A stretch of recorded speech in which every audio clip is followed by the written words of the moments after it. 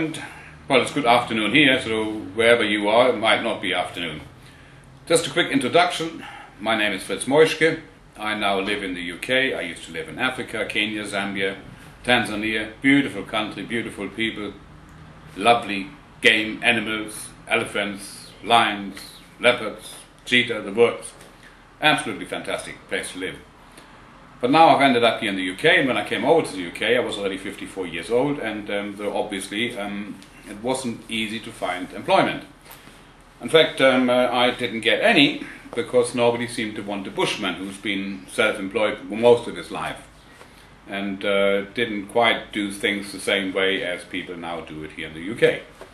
So I had to look around, find something which would bring in some money. And I stumbled across multi-level marketing. I'd heard a little bit about it, most of it not very good. And I think that's mainly because people really don't understand what multi-level marketing is all about and how actually fantastically good this is. But today I don't want to talk about multi-level marketing or even tell you how I now earn my money, because I found a way which makes life so much easier and is so much better. And it saves you all the frustrations and the rejections which we used to get as multi-level marketers. I participated in a seminar, had to pay quite a bit of money for it, but can always learn something even at my age. I still like reading and learning new things. So I participated in the seminar, and there was a little bit which is our mentor, Chris Cardell, told us, which I think is quite an important little thing which I would like to share with you. So if you please stay with me, you will now hear the voice of Chris Cardell telling you all about the difference between the 1% and the 99%. Hi there. The subject of money and wealth is a fascinating one. What I've discovered is that if you run a business or are involved in running one, your attitude about money, wealth and finances is one of the key factors in determining the level of success you're going to experience. Over the last decade, I've also embarked on an in-depth study of millionaires, what they do and how they think about money. Through my work, I've been fortunate enough to interact with many very successful and wealthy individuals, some from business, the Richard Bransons of this world, others from totally different fields like entertainment and showbiz, the likes of Charlton Heston or Bruce Springsteen, and also many other unknown but highly successful individuals, and some who are just friends. What's interesting is that all these people who are millionaires or multi-millionaires have some very similar, fascinating approaches to money and wealth, and their ways of thinking which they've had from since before they were wealthy, which kind of gives us a clue. In addition, these approaches or mindsets are radically different to how the other 99% of the population think and function and operate. I think that's significant.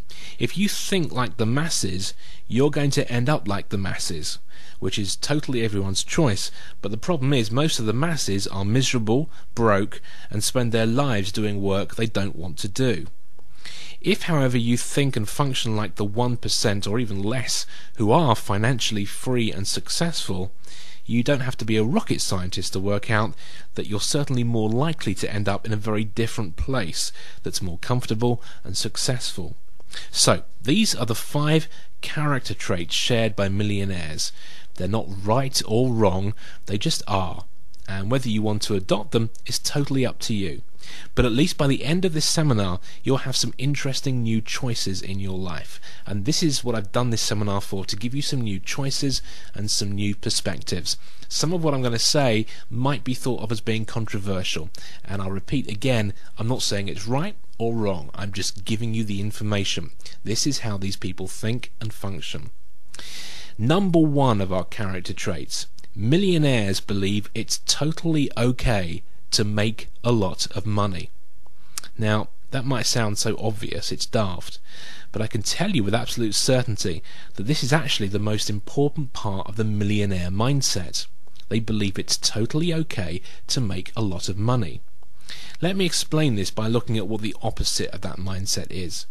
Many people in the world believe it's definitely not okay to make a lot of money. In many cultures, and Britain is a classic example, people who are wealthy and successful are often criticised and ridiculed. If you grew up in this culture, you grew up in a society that generally believed that that type of wealth, that great wealth and success, was a bad thing.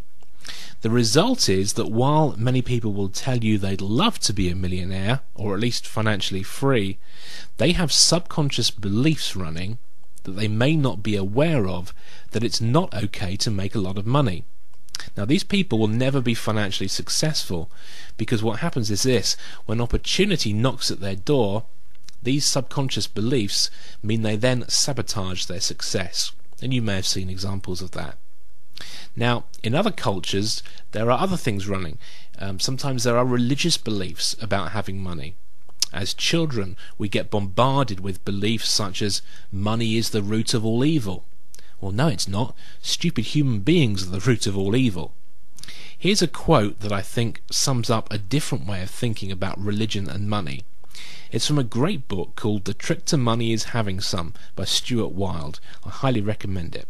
In this book, the author says this. This is what he says: "The idea that money is not spiritual is ludicrous. It's a handy ego trip for those who are too apathetic to do anything about their condition. Philosophies and religions that teach that poverty is good do so as a cop-out.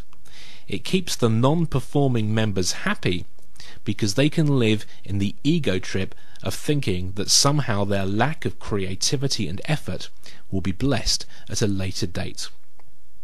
Now, whenever you think of that, that's a very different set of beliefs about... Welcome back. I hope you enjoyed that little bit about the millionaires and the different way of thinking. We all grow up in a certain society, and we are part of the society. And that is unfortunately true. But we are able to get out of where we are, and we can move forward. It just takes a little bit of willpower, and everybody can do it. So I hope this has helped you a little bit. As you heard Chris Cardell say, there are 5 differences, major differences between the millionaires and the people who don't have a lot of money. And we will go through, and I will let you listen to the rest of them in the next couple of videos as I produce them. In the meantime, I wish you a nice day and hope you enjoy yourself in whatever you are doing.